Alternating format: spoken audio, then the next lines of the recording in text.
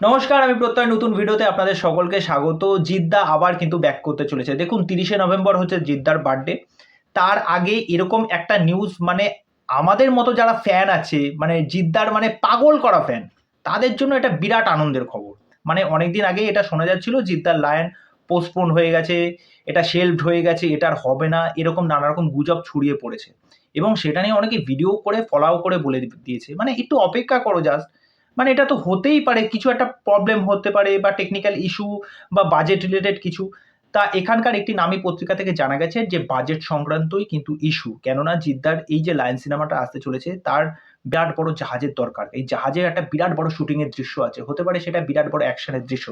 এবার সেই জাহাজটা নেওয়ার জন্য একটা বাজেট দরকার এবং সেই বাজেটটা যাতে ঠিকঠাক মতো হয় সেটা নিয়েই নানা রকম জল্পনা পরিকল্পনা চলছে এবং সেটা ইন্ডিয়া বাংলাদেশ তার মধ্যে খোঁজাখুঁজি চলছে। এবং এই সিনেমা শুটিং ইন্ডিয়া বাংলাদেশ তো হবেই, পাশাপাশি ফরেন লোকেশনেও কিন্তু শ্যুট হবে। আর জিদ্দার লায়নে 4 জন মিউজিক ডিরেক্টর থাকতে চলেছে, তা বুঝতে পারছো কি ধরনের কাজ হবে। তার মধ্যে এটা জানিয়ে দিয়েছেন ডাইরেক্টর নিজে যে তিনি চান এখানে অরিজিৎ সিং এর একটা গান হোক। আর জিদ্দা এবং অরিজিৎ সিং তাদের এই কম্বিনেশনে যে কটা গান এসেছে বাংলায়, তোমরা জানো সেই গানগুলো কিরকম লেভেলের হয়েছে। মানে অরিজিৎ সিং যদি লায়নের একটা গান থাকে, আমরা তো চাই এটা। মানে জিদ্দার সেই সোয়াগ, সেই স্টাইল, জিদ্দার সেই কারিজমা, মানে দারুণ।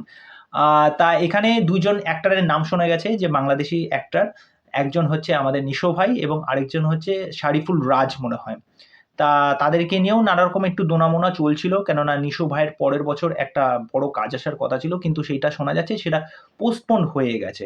সুতরাং তারা 2 জন, মানে হচ্ছে শারিফুল রাজ এবং নিশো ভাই, তাদের 2জনকেও হয়তো এই লায়নে কিন্তু দেখা যাবে। তা বুঝতে পারছো মানে কি প্ল্যানিং প্রোগ্রাম চলছে এই সিনেমাটাকে নিয়ে।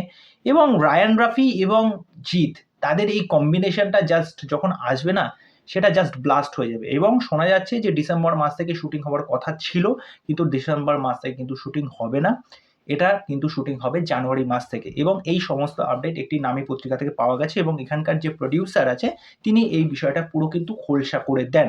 সুতরাং যারা ভাবনা চিন্তা করছিলে যে লায়ন পোস্টপোন্ড হয়ে গেছে বা শেলফ হয়ে গেছে, এটা কিন্তু একদমই না। সুতরাং ভুয়ো খবরে কখনো কান দেবে না। আমি সবসময় তোমাদেরকে বলি, যখন এক্সক্লুসিভ আপডেট আসবে বা নামী পত্রিকা থেকে কোনো ছোট আপডেট আসবে, সেইগুলো অবশ্যই আমি তোমাদেরকে জানাবো। সেটার জন্য একটু অপেক্ষা করে থাকো।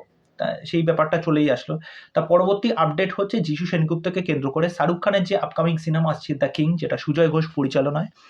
তা সেখানে তোমরা সকলেই জানো যে মেন ভিলেন হিসেবে থাকতে চলেছে অভিষেক বচ্চন। এবার অ্যাজ এ অ্যান্টাগনিস্ট হিসেবে আমরা দেখতে পেতে চলেছি কিন্তু যিশু সেনগুপ্তকে। যিশু সেনগুপ্ত কোন জায়গায় চলে গেছে আজকে দেখো, বাংলায় থেকে সে যে মর্যাদাটা পায়নি, সত্যি তো মর্যাদা পায়নি, কিন্তু আজ এ সাউথে গিয়ে কি কি ধরনের কাজ করছে দেখো। রবি তেজার সাথে কাজ করছে এবং অন্যান্য অনেক সিনেমায় কাজ করছে, মানে বিরাট বড় বড় আর্টিস্টের সাথে কাজ করছে, আজকে শাহরুখ খানের সাথে কাজ করছে, এক সিনেমায় তারা স্ক্রিন শেয়ার করবে।